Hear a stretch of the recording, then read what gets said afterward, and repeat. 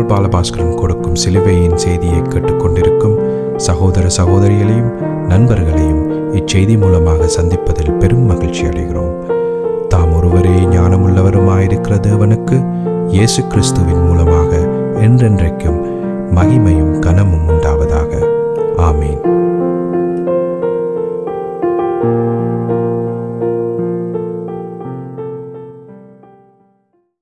நான் பால் பாலபாஸ்கரன்.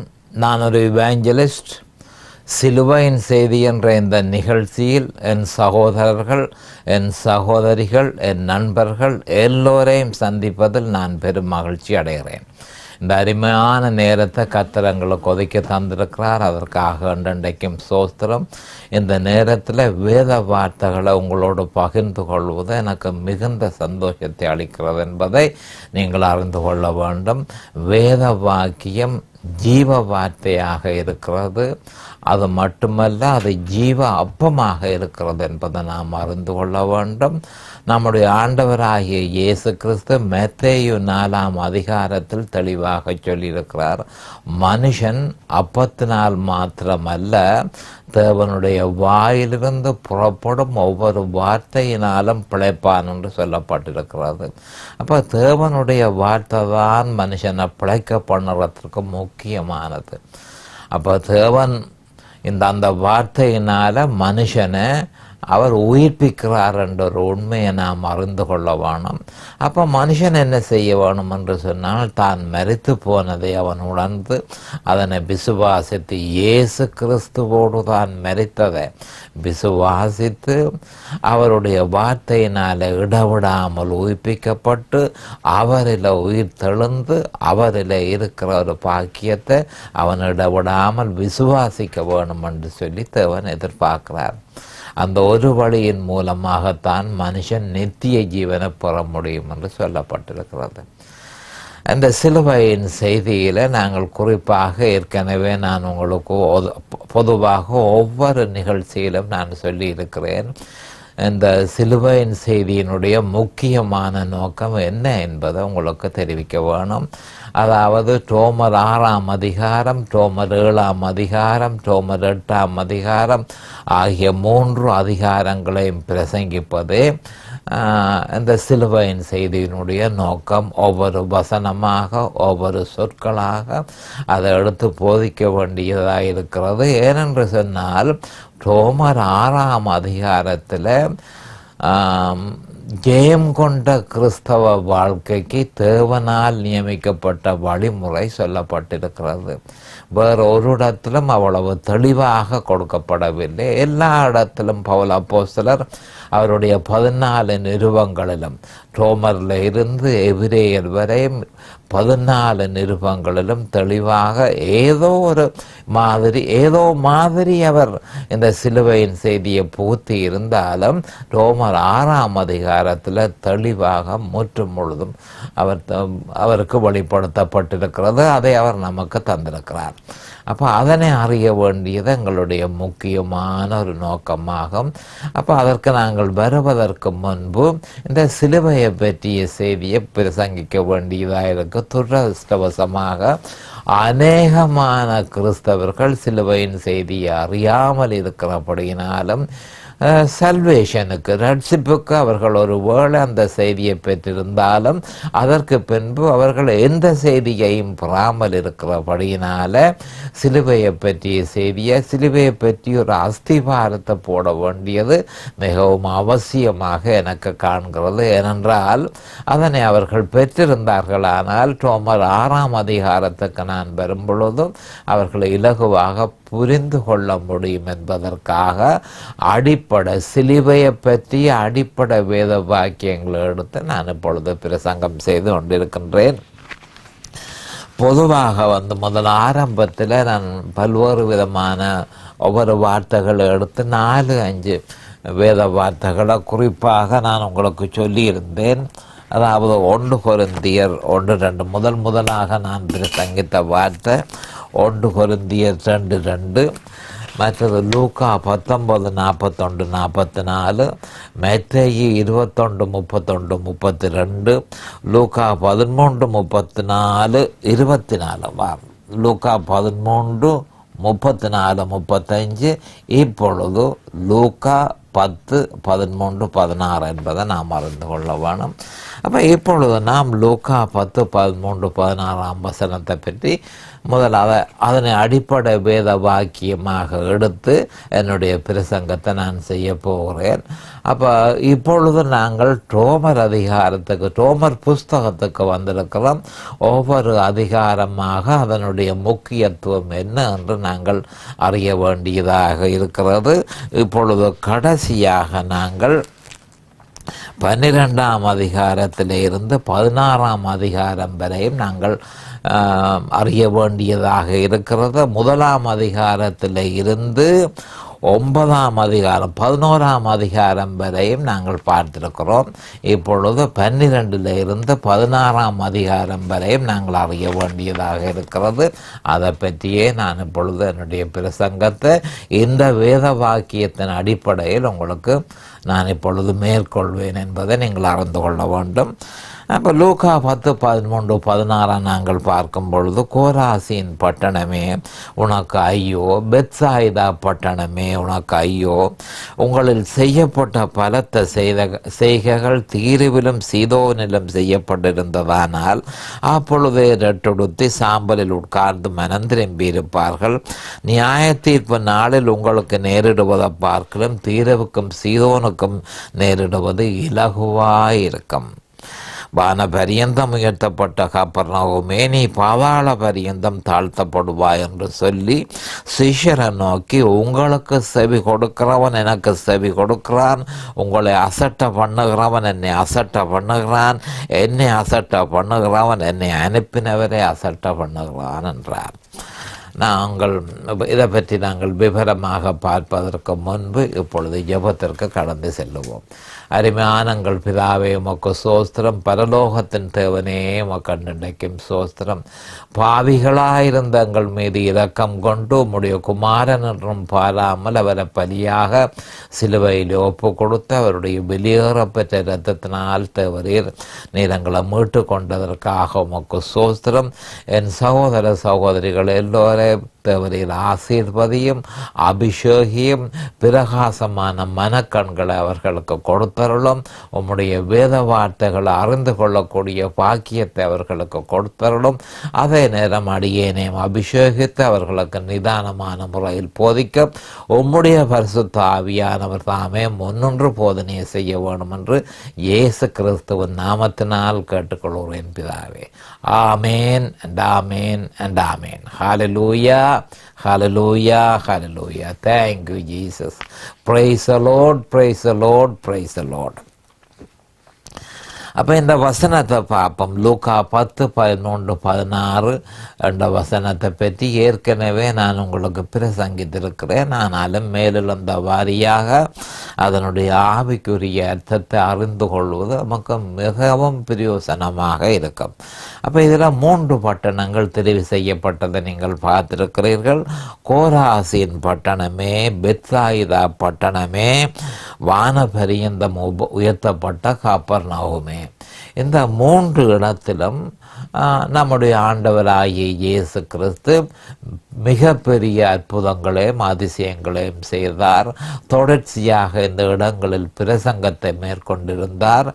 அப்படி இருந்தும் அந்த பட்டணங்களில் உள்ள மனுஷர்கள் அவரை யார் என்று அறிய விரும்பவில்லை. அவர் என்னத்துக்கு வந்திருக்கிறார் என்பதை அறிய விரும்பவில்லை.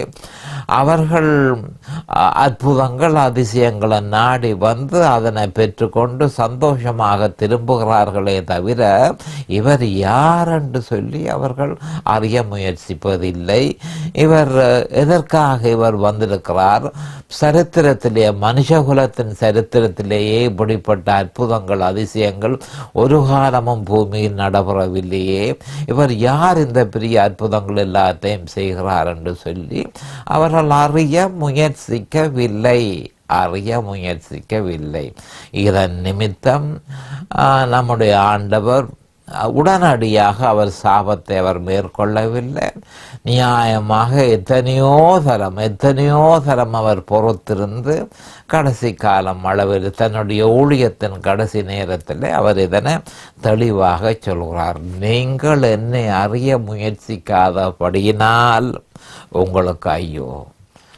மற்றது அப்படி பெத்சாயிதாக்கு சொன்னார், மற்றது கோராசின் பட்டணத்துக்கு சொன்னார், அடுத்தது கப்பனகும் துறைமுகத்துக்கு அவர் சொன்னது என்னென்றால், பாதாளத்துக்குள்ள நீங்கள் தள்ளப்படுவீர்கள். வான பரியந்தம் உயர்த்தப்பட்ட கப்பனகுமே நீ பாதாள பரியந்தம் தாழ்த்தப்படுவாய். அப்போ ஆக மோசமான சாபத்தை அந்த கப்பர்நகோமுக்கு கொடுத்த காரணம் அவருடைய தலைமக்கந்தோர், நம்முடைய ஆண்டவருடைய தலைமக்கந்தோர் கப்பர்நகோமிலே இருந்தது. கப்பர்நகோமிலே இருந்தே அவர் தன்னுடைய ஊழியத்தை செய்து கொண்டு வந்தார். அப்போ அவருடைய ஊழியத்தை பற்றி அறியக்கூடிய வாய்ப்பு கப்பர்நகோம் மக்களுக்கு தாராளமாக கிடைத்தது. ஆயினும் அவர்கள் அதை பொருட்படுத்தவில்லை. அப்போ இதே மாதிரி நிலைமை இப்போ இல்லை என்று நீங்கள் சொல்லுவீர்களோ? நம்முடைய ஆண்டவராகிய இயேசு கிறிஸ்து மீட்பின் திட்டத்தை நான் எதற்காக வந்திருக்கிறேன், நான் செய்ய போறதுனால உங்களுக்கு ஏற்படுகிற பலாபலன்கள் என்ன, அதுகள் எல்லாவற்றையும் நீங்கள் விசுவாசித்து என்னோடு சேர்ந்து கொள்ள வேண்டும் என்று சொல்லித்தான். அது ஏற்கனவே 4000 வருஷ காலமாக தீர்க்கதரிசிகள் மூலமாக சொல்லப்பட்டது. அப்போ 4000 வருஷ காலமாக அவர்களுக்கு சொல்லியும் அவர்கள் ஏனோதானோ என்ற மனப்பான்மையுடைய இருந்து அவர்கள் கிறிஸ்துவை ஏற்றுக்கொள்ள அவர்களுக்கு விருப்பம் இல்லை. கிறிஸ்து யார் என்று அறிவதற்கு விருப்பம் இல்லை. கிறிஸ்து என்ன செய்ய போகிறார் என்றதை அறிவதற்கு அவர்களுக்கு விருப்பம் இல்லை. அறிவதற்கு அவர்கள் மறுத்தார்கள். இதே மாதிரி இந்த கடைசி காலத்தில் நாம் அறிய வேண்டியது சிலுவையின் செய்தி உலகம் முழுக்க பரவி கொண்டு வருகிறது. காரணம் என்னவென்றால் மணவாளன் வரப்போகிறார். மணவாளனாகிய இயேசு கிறிஸ்து வரப்போகிறார். அப்போ அவரோட நீங்கள் சேர்ந்து கொள்ள வேணும் என்பதற்காகவும் அவர் வந்து தன்னுடையவர்களை இழுத்து கொண்டு போகிறார். கடைசி காலமாக இது இருக்கிறது. இந்த கடைசி காலத்தில் நம்முடைய ஆண்டவர் வந்து பூமிக்கல்ல வானத்தில் நின்று தன்னுடையவர்களை அவர் இழுத்து கொண்டு பரலோகத்துக்கு கொண்டு போகிறார். பரலோக ராஜ்யத்துக்குள்ள பிரவேசிக்கக்கூடிய பாக்கியத்தை தேவன் நமக்கு தந்திருக்கிறார். அப்போ இந்த நேரத்தில் அவர் வரப்போகிறபடியினால் அவர் இப்பொழுது தன்னுடையவர்களை இரத்தத்தினால இயேசு கிறிஸ்துவனுடைய இரத்தம் சகல பாவங்களையும் சுத்திகரிக்கும் என்று சொல்லப்பட்டிருக்கிறது. அப்போ சிலுவையின் செய்தி மூலம் அவர் தன்னுடைய ஜனங்களை முழுதுமாக கழுவி அவர்களை சுத்தமான மணவாட்டிகளாக தனக்கு சேர்த்து கொண்டு அவர் பரலோகம் செல்ல போகிறார். வெகு சீக்கிரத்தில் இந்த சம்பவம் நடைபெறப் போகிறது.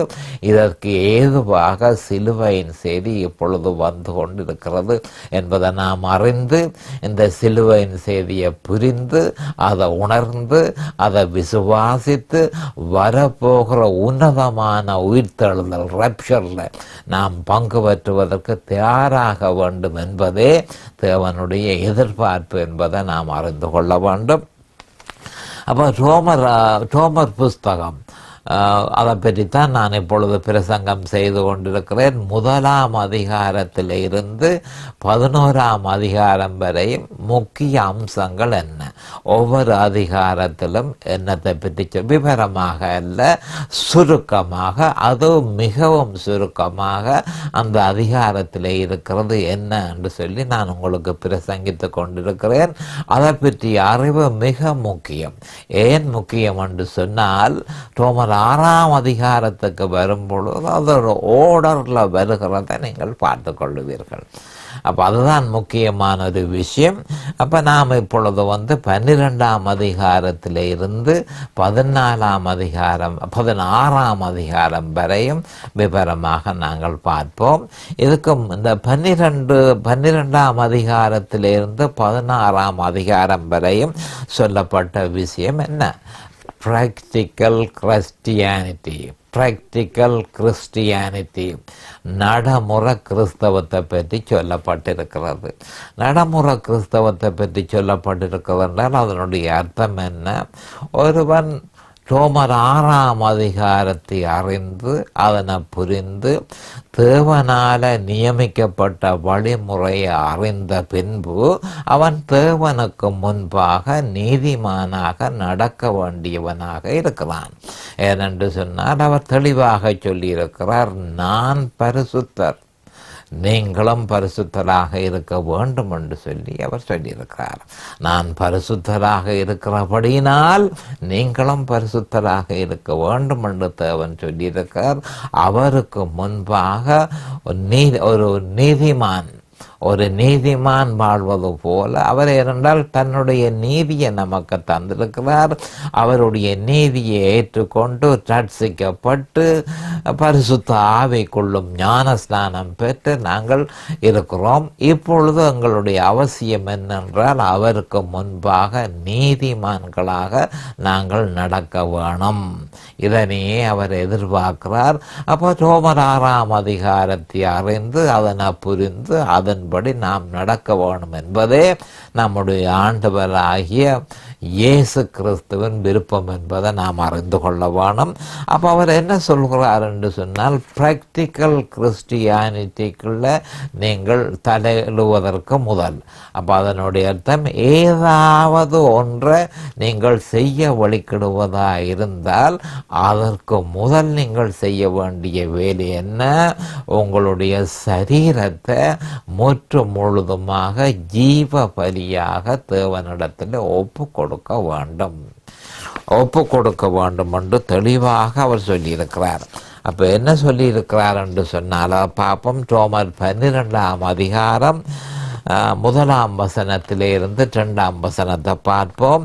அப்படி இருக்க சகோதரரே, நீங்கள் உங்கள் சரீரங்களை பரிசுத்தமும் தேவனுக்கு பிரியமுமான ஜீவ பலியாக, இந்த வசனத்தை கவனித்து கொள்ள வேணும். மிக முக்கியமான ஒரு சொல் இங்க தரப்பட்டிருக்கிறது, ஜீவ பலியாக ஒப்பு கொடுக்க வேண்டும் என்று தேவனுடைய இரக்கங்களை முன்னிட்டு உங்களை வேண்டிக் கொள்கிறேன்.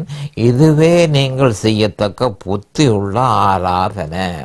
அப்போ இதனை செய்ய வேணும் அதனை செய்ய வேணும் என்று சொல்லி நீங்கள் முயற்சி செய்யாமல் முதலாவதாக நீங்கள் ஜீவ பலியாக உங்களுடைய சரீரத்தை தேவனிடத்தில் ஒப்பு கொடுக்க வேணும் என்று அவர் சொல்லியிருக்கிறார். அப்புறம் அடுத்ததாக 2ஆம் வசனத்தில் சொல்லியிருக்கிறார், பரிசுத்த ஆவியானவர் பவுல் அப்போஸ்தலர் மூலம் நீங்கள் இந்த பிரபஞ்சத்திற்கு ஒத்த வேஷம் தெரியாமல் தேவனுடைய நன்மையும் பிரியமும் பரிபூரணமுமான சித்தம் என்னதென்று பகுத்தறியத்தக்கதாக உங்கள் மனம் புதிதாகிறதுனாலே மறுரூபமாகுங்கள். உங்கள் மனம் புதிதாகிறதுனாலே மறுரூபமாகுங்கள். அப்போ முக்கியமாக கவனிக்க வேண்டியது இந்த 2 வாக்கியங்களிலும், ஒன்று ஜீவபலி, மற்றது 2 மனம் புதிதாகிறதுனாலே மறுரூபமாகுங்கள். அப்போ இதனை பற்றி நாங்கள் விவரமாக பார்ப்போம். குறிப்பாக இந்த ஜீவபலி என்று சொல்லப்பட்டிருக்கிறது என்ன என்பதை நாம் அறிந்து கொள்ள வேண்டும். ஜீவபலி என்றால் என்ன? அப்போ அதற்கு நாங்கள் போவதற்கு முதல் என்ன மாதிரி என்று சொன்னால், உண்மையான கிறிஸ்தவ வாழ்க்கையை நாங்கள் எப்படி நாங்கள் அந்த கிறிஸ்தவ வாழ்க்கை உண்மையாக நம்மிடத்தில் ஆரம்பித்திருக்கிறது என்று எப்படி நாங்கள் அறிவோம் என்று சொல்லி சில கிறிஸ்தவர்கள் கேட்பதுண்டு. அப்போ ரட்சிக்கப்பட்ட பின்பு ஒரு மாற்றம் இருக்கணும். அது என்ன மாற்றம் என்று சொல்லிக்க, தேவனிடத்தில் பயபக்தியாக இருக்க வேணும். தேவனிடத்தில் பயம் இருக்கணும், தேவ பயம் இருக்க வேணும். பயபக்தியாக இருக்க வேணும். அடுத்தது உலகத்தை விட்டு திரும்ப வேணும்.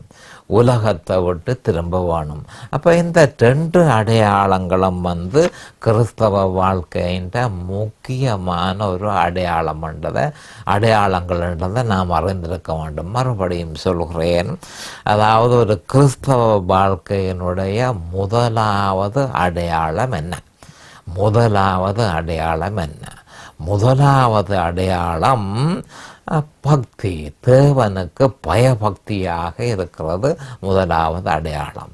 2வது அடையாளம் உலகத்தை விட்டு திரும்பி இருக்க வேண்டும். உலகத்தை விட்டு திரும்பி உலகத்தை விட்டு தேவனுக்காக வாழ வேண்டும். இந்த 2 அடையாளங்களும் ஒரு கிறிஸ்தவ வாழ்க்கை என்ற முக்கியமான அடையாளங்கள் என்பதை நாம் அறிந்து கொள்ள வேணும். அநேகமான கிறிஸ்தவர்களை இதை அறியாமல் இருக்கிறார்கள். அப்போ இயேசு கிறிஸ்துவை ஏற்றுக்கொண்ட பிறகு அவரோட பயபக்தியாக, தேவ பயம் உள்ளவர்களாக, பயபக்தி நிறைந்தவர்களாக நாங்கள் இருப்பது கிறிஸ்தவ வாழ்க்கையினுடைய முதலாவது அடையாளம். 2வது அடையாளம் இந்த உலகத்தை விட்டு, உலகத்தினுடைய வழிகளை விட்டு நாம் அவர் ஆவிக்கேற்ற வழி, ஆவியானவர், பரிசுத்த ஆவியானவர் என்ன வழியை நியமித்திருக்கிறாரோ அந்த வழியை நாம் பின்தொடர்கிறதான் 2வது அடையாளம் என்பதை நாம் அறிந்து கொள்ளணும். அப்போ நம்பர் 1 பயபக்தி, தேவனுக்கு பயபக்தியாயிருத்தல். நம்பர் 2 2வதாக நம்ம அது என்றால் உலகத்தை விட்டு பிரிந்து முற்றும் முழுதுமாக தேவனுக்கு தன்னை ஒப்பு கொடுக்கிற நிலைமையில கிறிஸ்தவன் இருக்க வேணும். நாளுக்கு நாள் இந்த உலகத்துக்குள்ள நாம் வாழ்ந்து கொண்டிருக்கிறபடியினால் ஆண்டவர் உலகத்தோடு ஒட்டுறவாடுவதை உலகத்தில் இருக்க சொல்லி இருக்கிறார். ஆனால் உலகமாயிருக்க வேணும் என்று அவர் எதிர்பார்க்கவில்லை. அப்போ என்னத்தை எதிர்பார்க்கிறார்? கிறிஸ்தவ வாழ்க்கை ஆரம்பமான உடனே நாம் உலகத்தை விட்டு நாம் பிரிந்திருப்போம். செப்பரேஷனே தவிர ஐசோலேஷன் இல்லை. பிரிந்திருக்கிறதை தவிர ஒதுங்கி இருக்கிறது அல்ல என்பதை நாம் உறுதிப்படுத்தி கொள்ள வேண்டும். அப்போ இப்படியாக வாழ்க்கையை நாங்கள் ஆரம்பித்து நடைமுறைப்படுத்தி கொண்டு வரும் பொழுது ஆண்டவர் கேட்கிறார், நீ பரிசுத்த ஆவியானவர் நமக்குள் இருந்து நீ உன்னுடைய சரீரத்தை ஜீவ பலியாக நீ தேவனிடத்தில் ஒப்பு கொடுக்க வேணும். ஒவ்வொரு நாளும் விடாமல் ஒப்பு கொடுக்க வேணும். ஜீவ பலியாக தேவனுக்கு ஒப்பு கொடுக்க வேணும் என்று சொல்லப்பட்டிருக்கிறது. அப்போ ஜீவ பலி என்றால் என்ன என்பதை பற்றி நேற்று கொஞ்சம் போன கடந்த செய்தியில் நான் உங்களுக்கு கொஞ்சம் தெளிவாக விளங்கப்படுத்தி இருக்கிறேன். இன்றைக்கும் அதை பற்றி மேலாக நாங்கள் பார்க்க வேணும். அது மிக முக்கியமான ஒரு விஷயம்.